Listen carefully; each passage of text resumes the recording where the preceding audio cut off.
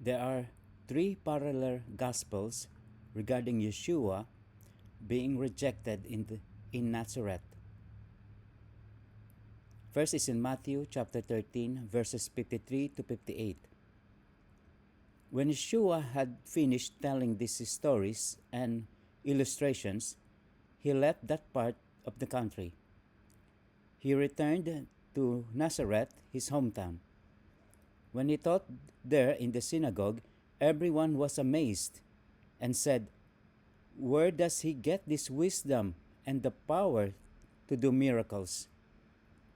Then they scoffed, "He's just the carpenter's son, and we know Mary, his mother, and his brothers, James, Joseph, Simon, and Judas.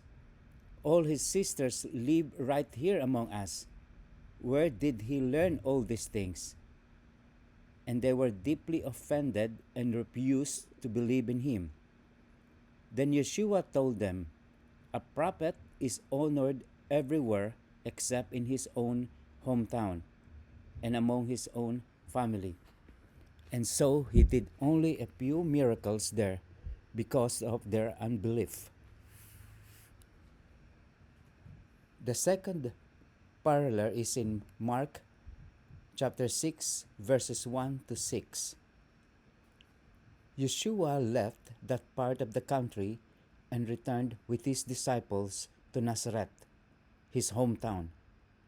The next Sabbath, he began teaching in the synagogue, and many who heard him were amazed. They asked, "Where did he get all this wisdom and the power to perform such miracles?" Then they scoffed, "He is just a carpenter, the son of Mary, and the brother of James, Joseph, Judas, and Simon, and his sisters live right here among us." They were deeply offended and refused to believe in him. Then Yeshua told them, "A prophet is honored everywhere except in his own hometown and among his relatives and his own family." And because of their unbelief, he couldn't do any miracles among them except to place his hands on a few sick people and heal them. And he was amazed at their unbelief. The third parallel is in Luke chapter 4, verses 16 to 30. When he came to the village of Nazareth, his boyhood home, he went as usual to the synagogue on the Sabbath and stood up to read the scriptures. The scroll of Isaiah the prophet was handed to him. He unrolled the scroll and found the place where this was written, "The Spirit of the Lord is upon me, for he has anointed me to bring good news to the poor. He has sent me to proclaim that captives will be released, that the blind will see, that the oppressed will be set free, and that the time of the Lord's favor has come." He rolled up the scroll, handed it back to the attendant, and sat down. All the eyes in the synagogue looked at him intently. Then he began to speak to them. "The scripture you've just heard has been fulfilled this very day." Everyone spoke well of him and was amazed by the gracious words that came from his lips. "How can this be?" they asked. "Isn't this Joseph's son?"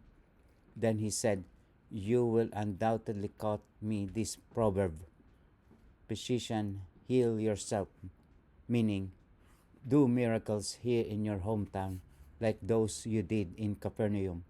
But I tell you the truth, no prophet is accepted in his own hometown."